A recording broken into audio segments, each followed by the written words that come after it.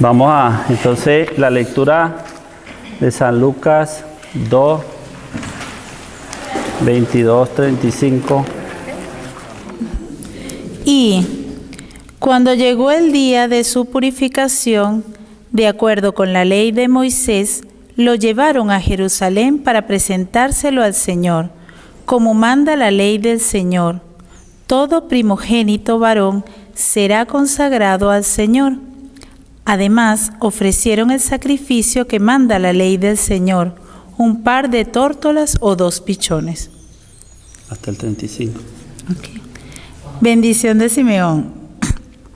Había en Jerusalén un hombre llamado Simeón, hombre honrado y piadoso, que esperaba la liberación de Israel y se guiaba por el Espíritu Santo.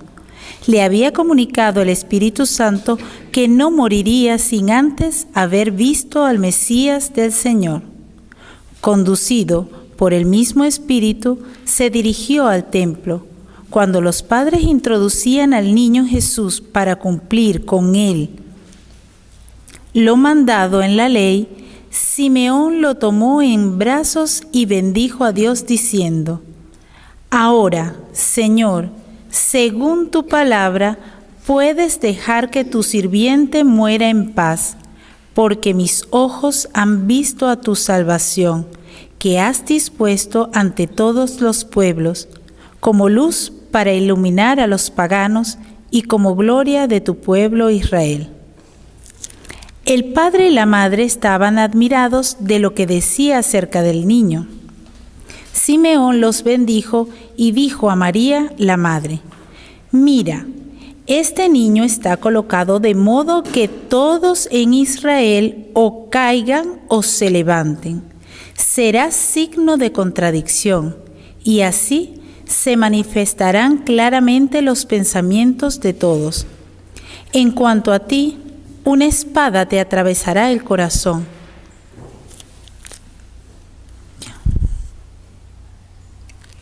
Ya, pero es que sigue ¿dónde? Aquí. No, pero es que sigue aquí. Ya. Palabra del Señor. Bueno, vamos a pensar un poco cada uno en su corazón qué le llama la atención de esta palabra, ¿verdad?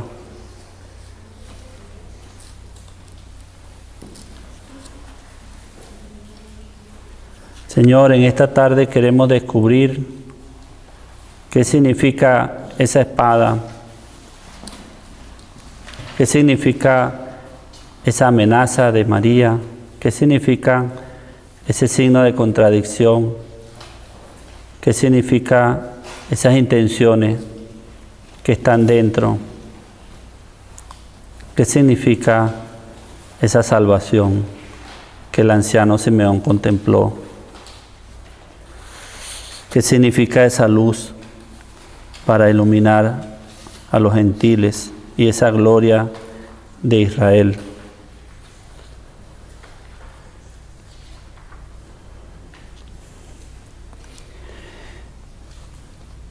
El anciano Simeón dice: mis ojos han visto a la salvación, o mis ojos han visto al Salvador.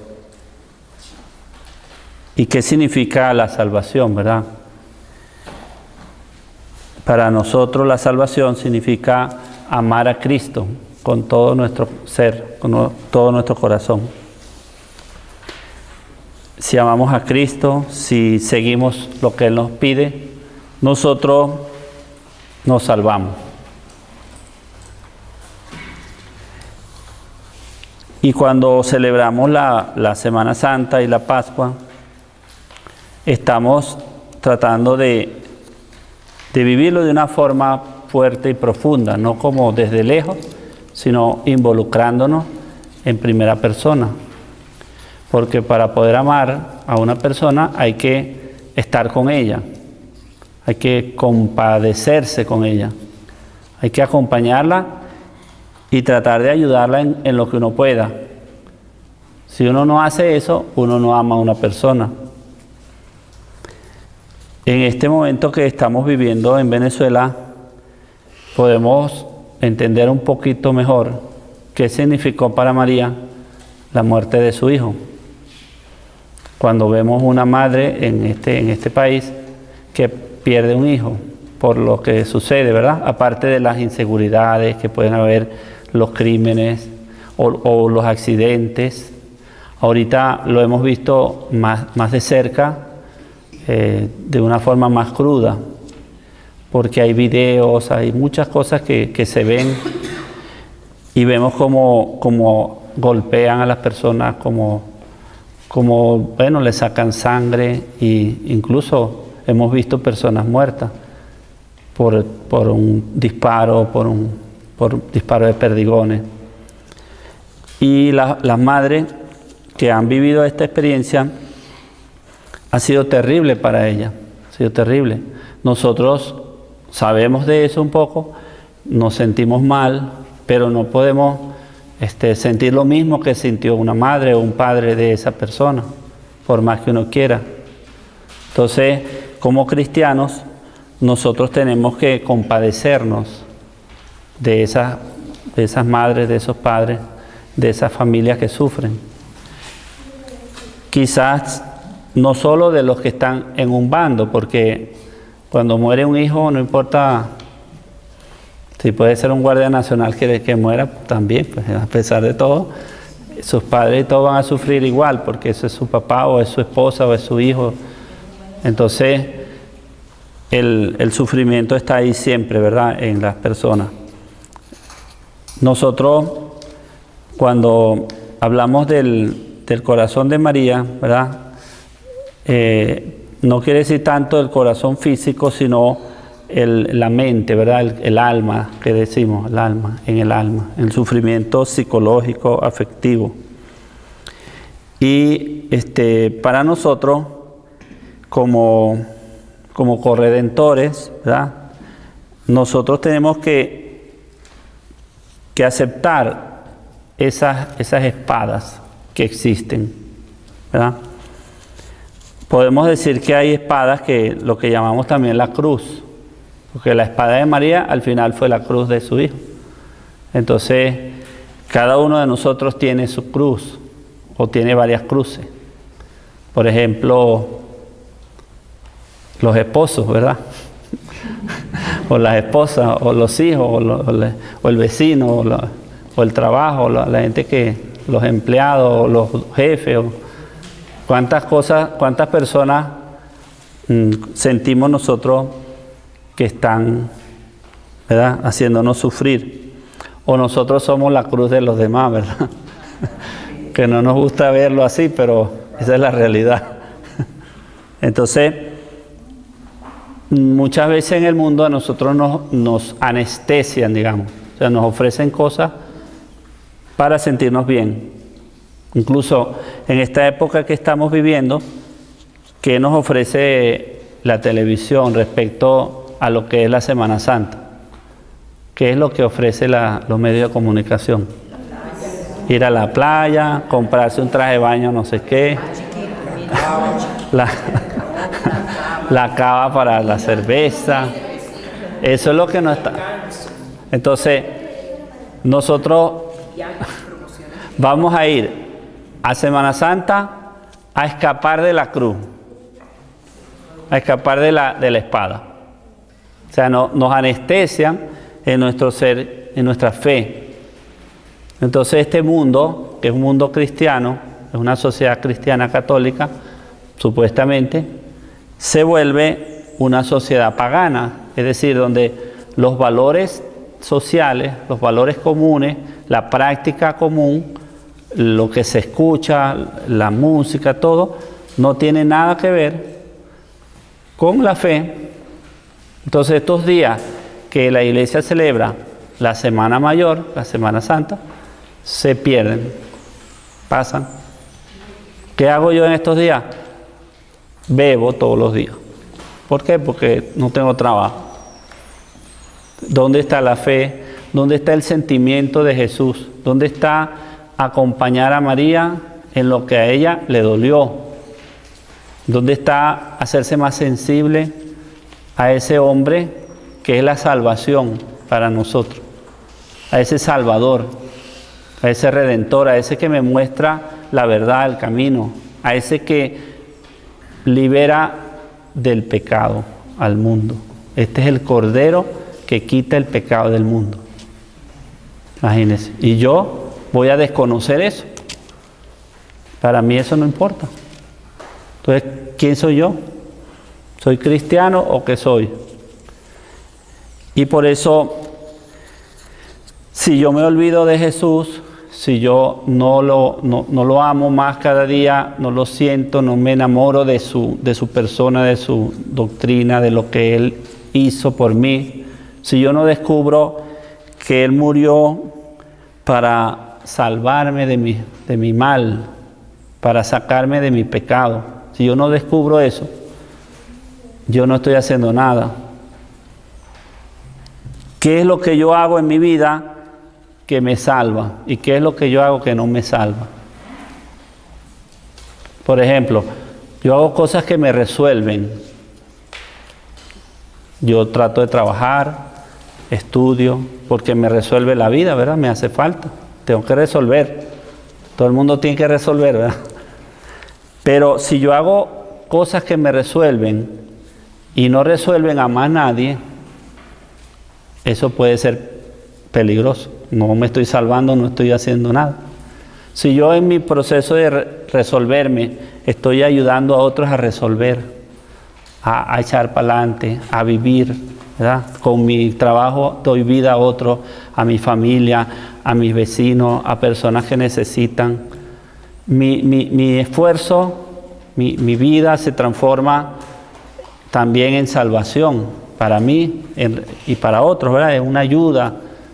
Pero si yo hago que mi vida sea encerrada en eso material, me apego cada vez más a eso material, me vuelvo más egoísta, me vuelvo más soberbio, todo eso que estoy haciendo no me está salvando, no me está llevando a la salvación.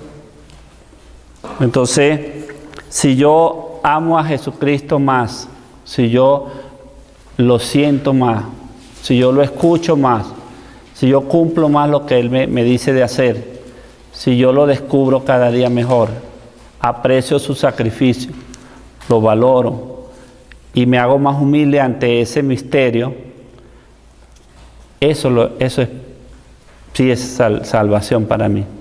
Eso sí es salvación. Entonces fíjese cómo hay como o esto o aquello, ¿verdad? Una de las dos cosas. Entonces el mundo nos ofrece muchas veces no una salvación, nos ofrece un negocio, nos ofrece vendernos cosas. Hay alguien que está ganando algo cuando nos está hablando, ¿verdad? Cuando hay algo que sale en la televisión, hay alguien que está ganando algo ahí, ¿verdad? Cuando hay una propaganda, hay alguien que está ganando, pero no, nadie de ellos me está ayudando a la salvación, porque es el mundo, pues el mundo busca lo suyo, busca el bien, el dinero, eso es todo. Entonces, nosotros tenemos que ver es decir, cuando Jesús llega, Él define radicalmente el bien y el mal. Cuando los demonios lo ven, de una vez, déjanos tranquilos, de una vez, o sea, el mal porque Él viene a romper eso. Entonces, María está implicada allí. Nosotros también, en la medida que nos acercamos a Él, nos vamos implicando. Y vamos descubriendo las espadas que también están dentro de nosotros, pero que nos cuesta mucho descubrir o nos da miedo. Hay muchas espadas en nosotros. Hay muchas cosas que nos dan miedo. Por ejemplo, una cosa que nos puede dar miedo a todos, y lo dice San Pablo, es el que uno un día se va a morir.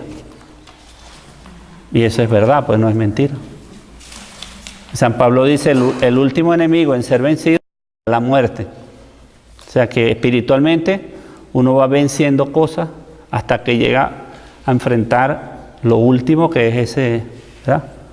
Pero no solo es la muerte mía, sino la muerte de mis seres queridos. La muerte de un papá, de una mamá, de un hermano. Esos son espadas que están ahí. Y puede ser que la muerte de un hijo. Imagínese usted. Entonces, hay muchas espadas, ¿verdad? Hay muchas cosas. Detrás de la espada está la intención. Aquí lo dice. Signo de contradicción para que salgan a la luz. Las cosas están como ocultas. Como dice el chavo, sin querer, queriendo. Y vivimos toda la vida así. Sin querer, queriendo. Actuando de forma quizás que no está muy bien. Pero está como desde es que eso sale de ahí, yo no sé. Entonces, en la medida que nosotros aceptamos esa espada, aceptamos esa luz que dice el anciano, ¿verdad? Esa luz que va a entrar en nosotros, podemos sacar a la luz lo que tenemos adentro, podemos ver lo que es bueno y lo que es malo, y podemos combatirlo, podemos decidir. Como dice nuestro bautismo, renuncias a Satanás, a todas sus seducciones, a todas sus obras. O sea, podemos ver el bien y el mal, podemos ver en nuestra conciencia, pues, mejor. Entonces podemos actuar y podemos ser más libres. No estamos como dominados como unos títeres, con unos hilos invisibles, sino que podemos cada día tomar decisiones y asumir nuestro pecado. ¿Quién hizo esto? Una vez nos pasó así, habían como 5 muchachos de Anzoátegui que estaban en la casa, niños, pues jóvenes, y pasó algo. ¿Quién hizo esto? Y todo el mundo apuntó al otro así, todos completicos, todo así. Entonces, ¿dónde está la verdad? Si nadie quiere aceptar su responsabilidad, su pecado, no puede haber verdad, todo es mentira. Entonces, como dice el demonio es el padre de la mentira. Mientras las cosas estén adentro, ocultas en la oscuridad, no hay forma de liberarse del pecado. Pero bueno, esta es como la invitación que también nosotros entremos a caminar con esa espada, digamos, de María, que no nos dé miedo aceptar al fin y al cabo la cruz de Cristo y la cruz de cada uno de nosotros. Jesús es signo de contradicción, dice el anciano Simeón. Aquí le pusimos un poco una explicación de qué es el signo de contradicción. Es como un poco un elemento esencial de la doctrina católica que se refiere siempre a partir de Cristo, que es signo de contradicción, a todo cristiano seguidor del Señor que se muestra en el mundo como signo de contradicción entre el bien y el mal. Solamente con Cristo crucificado es que nosotros podemos entender y captar dónde está el bien y dónde está el mal. No por capacidad propia, sino dado que Cristo ha venido a plantar su cruz, que como una espada, como signo de contradicción en la tierra, y entre los hombres y dentro del corazón de cada hombre, nosotros podemos descubrir por esa gracia de Cristo que nos salva, nos redime, nos justifica del pecado, no por capacidad nuestra, sino por su misericordia, por su justicia, por su donación total para cada uno de nosotros que somos hijos del mismo Padre.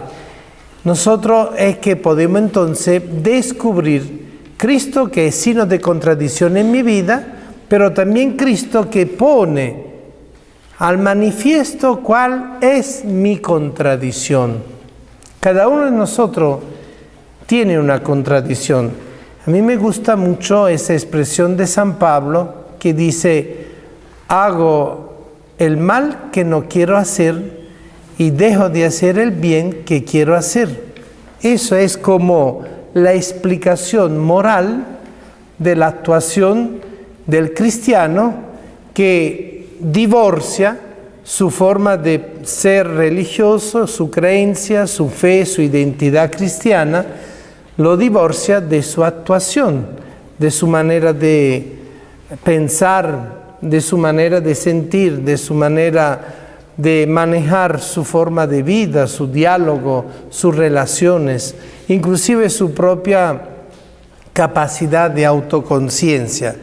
Y nuevamente San Pablo nos dice una frase muy interesante en la carta a los Romanos, donde él confiesa: mi propia conciencia me perdona, mi propia conciencia me puede decir que yo no estoy equivocado, pero es la justicia de Cristo la que me puede poner a relucir dentro de mi corazón y dentro de mi autoconciencia las cosas que no están bien. Ese contradicere, ese estar en contradicción con nosotros mismos es justamente lo que Cristo, como palabra que se encarna en nuestro corazón, pone en evidencia. Porque solo Cristo crucificado, y entendamos la espada como la misma cruz, es aquel que puede alumbrar, dar luz a nuestra forma contradictoria entre el ser, el actuar y el pensar. Nosotros muchas veces tenemos tendencia a justificarnos a nosotros mismos, a tener buenas razones sobre nuestras intenciones, y por lo tanto tenemos tendencia a no querer descubrir qué es lo que nos está contradiciendo dentro de nosotros mismos. La experiencia de María, que es anunciada en la presentación junto con el anuncio de Cristo mismo, signo de contradicción y luz para la salvación de las naciones, significa que María está asociada por la misma acción de la gracia de Dios al misterio de la revelación de las intenciones de los corazones. Ahora, ¿por qué eso acontece con María y no acontece con algún otro personaje bíblico? Por una razón muy sencilla, porque María, como todos nosotros sabemos, fue rescatada por la gracia de Dios desde el momento mismo de su concepción física. Es decir, que ella, como criatura que iba a dar a luz al Hijo de Dios, no podía ser manchillada por el pecado. Su persona no podía estar sucia del pecado original, porque si no, de ninguna forma ella podía generar el verbo, encarnar la palabra.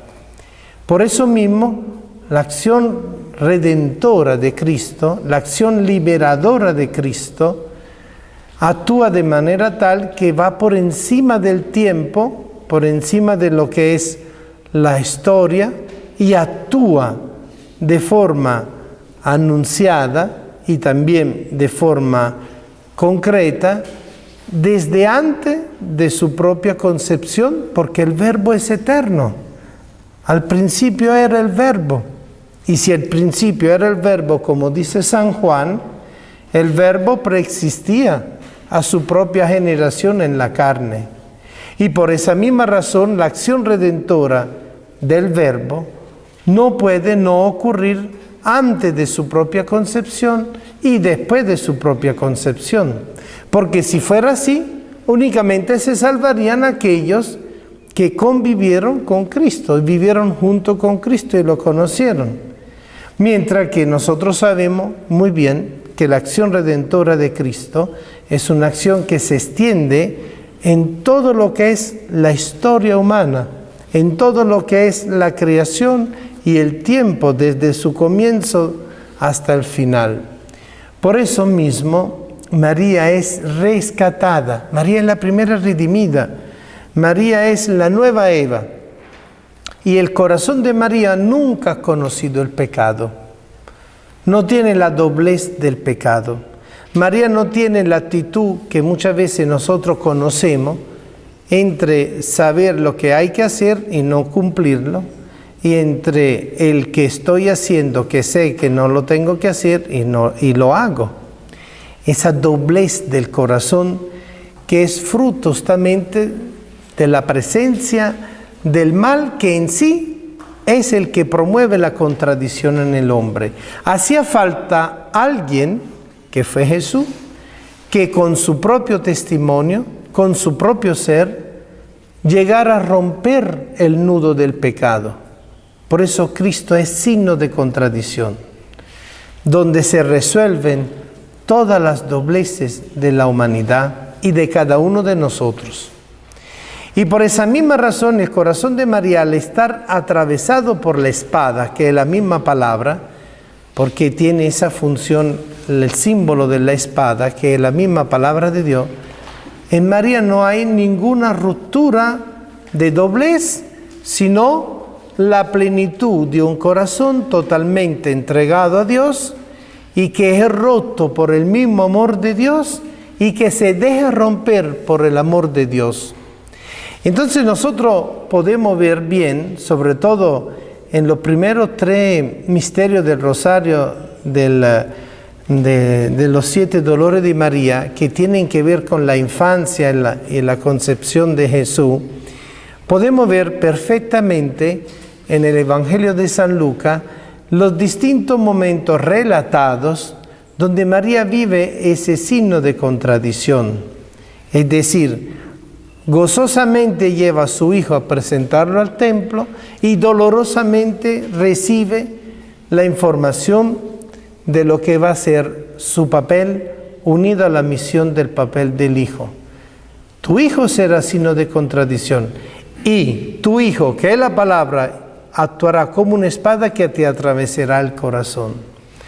Y ese gran sufrimiento, después lo veremos, María lo vive a lo largo de toda su vida, en determinado momento y plenamente al pie de la cruz.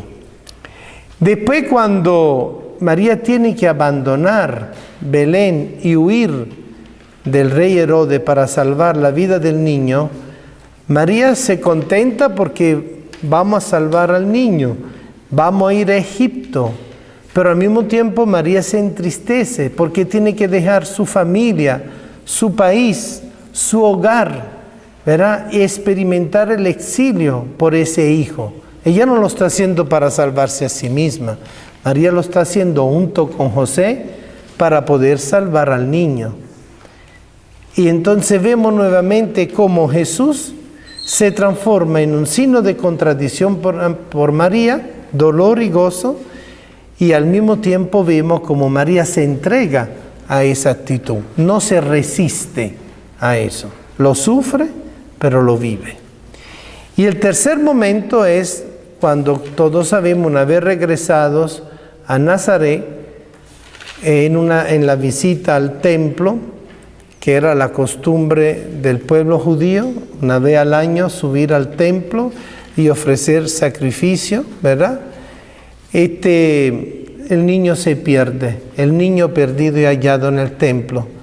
Y allí donde nosotros volvemos a encontrar ese dolor de María por haber perdido el hijo y después ese gozo en el reencontrarlo. Pero al mismo tiempo esa dolorosa respuesta de Jesús. Hijo, ¿dónde estaba? ¿Por qué nos ha hecho esto? Tu padre y yo estábamos preocupados por ti. ¿Y ustedes no sabían que yo estaba ocupado en las cosas de mi padre?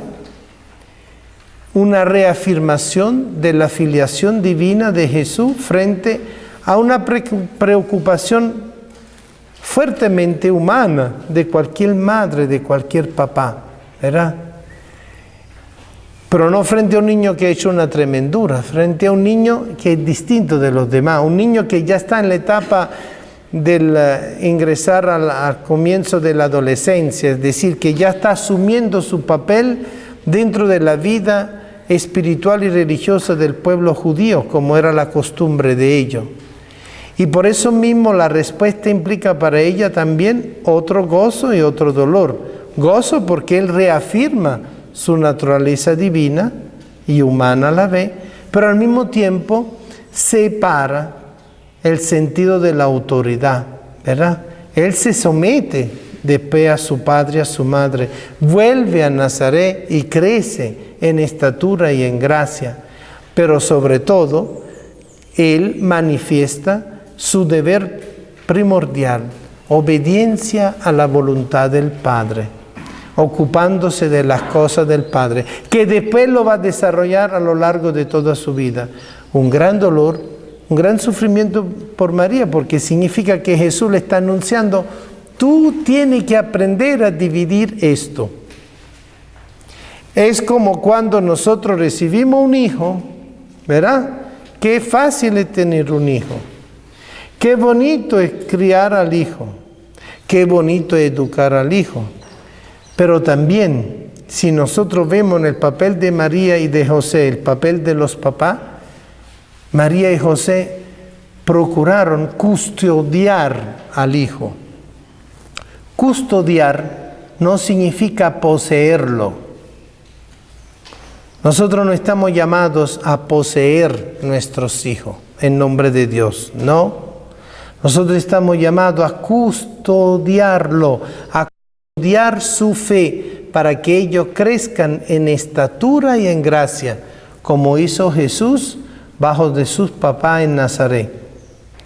Esa custodia significa reconocer que nuestros hijos son hijos de Dios por el bautismo y que nuestra tarea no es solo física, emotiva y afectiva, y sentimental y emocional y laboral, sino que nuestra actitud tiene que ser de custodiar el don de la fe que por gracia de Dios se le ha transmitido en el bautismo y por el cual nosotros nos hemos comprometido en custodiarlos para que crezcan en qué, solo de estatura para comprarle ropita nueva, etcétera. No, custodiarlo para que crezcan en la fe, crezcan en la esperanza, crezcan en la caridad y en el servicio. Esto significa un dolor y un gozo en María y José, que asumen fuertemente después de la experiencia del templo, porque el mismo Jesús le indica cuál es el camino, asumir esa contradicción. Y todos, en el fondo, podemos captar la importancia de eso. Todos somos hijos de alguien y todos somos padres y madres de alguien, aunque sea a nivel espiritual y no físico nada más. Por eso entonces estos 3 momentos de la vida inicial de Jesús hasta su comienzo de desarrollo son para María una marca indeleble de esta espada que está penetrando lentamente en su corazón, haciéndole vivir su contradicción, pero que no es contradicción fruto del pecado, sino es contradicción fruto de lo que es la realización de la misión de Cristo en su vida de madre, de mujer, de creyente, de esposa y sobre todo en su papel de seguidora de Cristo, de discípula de Cristo. Es decir, que María va a través del camino de su propia vida experimentando este signo de contradicción que la rompe por dentro. Y por eso mirar a María, donde todo esto acontece, pero sin la presencia del pecado original y solo con la presencia de la gracia de Dios actuante, es que nosotros podemos descubrir la gracia que Jesús nos está concediendo a través de su propia madre, de cómo aprender nosotros a vivir nuestros signos de contradicciones. Para descubrir de qué manera este signo de contradicción se está clavando en mi corazón y que a la luz de Cristo va a transformar mi vida o debe transformar mi vida. Muchas veces nosotros nos acostumbramos a vivir con nuestros propios rollos, ¿verdad? Y nos acostumbramos a saber que los tenemos y siempre estamos con el deseo de renovar, pero al mismo tiempo la tendencia de la costumbre, de los hábitos, nos impulsan a no esforzarnos cada vez. Y por eso la Iglesia sabiamente cada año celebra en el año litúrgico la Cuaresma, la Navidad, el Adviento, la Semana Santa, para que todos nosotros en cada año que se agrega en el tiempo, nosotros podamos tener la oportunidad de vivir esa gracia. Lo que vamos ahora a reflexionar es cuál es mi signo de contradicción. ¿Cuál es esa espada que se clava en mi corazón, pero que iluminada por Cristo quiere ser un camino de sanación, de liberación, de redención? Muchos de nosotros tenemos varias espadas, no solo María. A cada uno se le va a entregar un papel, una cartulina, que ha sido cortada a forma de silueta de espada, que al mismo tiempo parece una cruz, ¿verdad? Y un poco imaginando el corazón de María que está atravesado por esas espadas, nosotros también entonces vamos a buscar de descubrir a la luz de Cristo y de la palabra de Cristo cuál es la contradicción que estoy viviendo en mi vida y que la luz de Cristo en este fin de semana quiere iluminar para ayudarnos a resolverlo con su gracia y por intercesión de su Santa Madre, que vive la experiencia continua del corazón traspasado. Fíjense que además dice el texto, es signo de contradicción para que muchos se pierdan o puedan levantarse o resucitar, mejor traducido, en este pueblo. Es decir, que Jesús o es signo de condenación o es signo de salvación y de resurrección. Y por eso el término que se utiliza en griego es el término de una espada de doble filo, corta por los dos lados. Y como dice San Pablo también, la espada de Dios penetra entre los tuétanos, los tendones, hasta lo más íntimo de nuestro ser, para poder revelar nuestra contradicción. Aprovechen este momento de reflexión, si pueden anotar en esta tarde, antes de la misa, lo que en su corazón pueda aparecer como lo que le está afligiendo mucho. A veces son cosas que ya hemos resuelto, a veces son cosas que no hemos resuelto, a veces son cosas que ya conocemos y a veces son contradicciones que sabemos que están ahí, pero nos hacemos los locos. Y a veces son contradicciones que los demás nos dicen que tenemos y que nosotros no queremos aceptar. Estamos todo el tiempo peleando que eso es mentira, que yo no soy así. Yo no dije eso, yo no hice eso, yo no pensé eso, yo no lo hice por eso. Entonces, le agradezco que reflexionen fuertemente a la luz de esta palabra de los misterios de los dolores de María en la infancia de Cristo. Y actuemos como María al final, como dice la palabra en San Lucas, y María guardaba todas estas cosas en su corazón. Y como ya hemos dicho, el verbo griego no es solamente una forma así tan dulce y bonita, guardar en el corazón como una reflexión, sino que María se dejaba confrontar con esta palabra viva que es Cristo mismo y lo almacenaba en su corazón y lo ponía en lo más íntimo de su ser para transformar su conciencia. Nosotros no podemos imaginar que estamos participando de una Eucaristía y que nosotros a la salida de la Eucaristía, después de que la palabra ha sido anunciada, nuestro corazón no ha cambiado nada. No podemos ir a hacer un retiro, una peregrinación, una misión, una reunión, una actividad donde Cristo palabra está actuando y nosotros quedemos igualitos.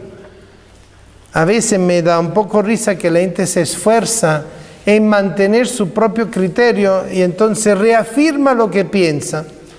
Y cuando se confiesan, no tienen pecado. Reafirman lo que piensan, lo que sienten y siempre salen bien. No tienen nada que confesar. Oye, me gustaría yo sentirme así. adelante de Dios. Ahora, no porque el hombre es malo, es porque nosotros tenemos esa precariedad, esa fragilidad de nuestro corazón, que salvado continuamente por la gracia, estamos tentados continuamente por el pecado y por el mal. Es una tendencia, es una posibilidad que solo nuestra decisión interior es la que decide hacia dónde va a ir, hacia el bien o hacia el mal, cada vez. Para estos tiempos de angustia, lo que es la reflexión sobre la espada, sobre el corazón, sobre la contradicción, tiene que ser muy importante, porque si no, nosotros no vamos a comprender cómo vivir los tiempos de angustia del pueblo de Dios a la espera de la realización plena del plan de Dios.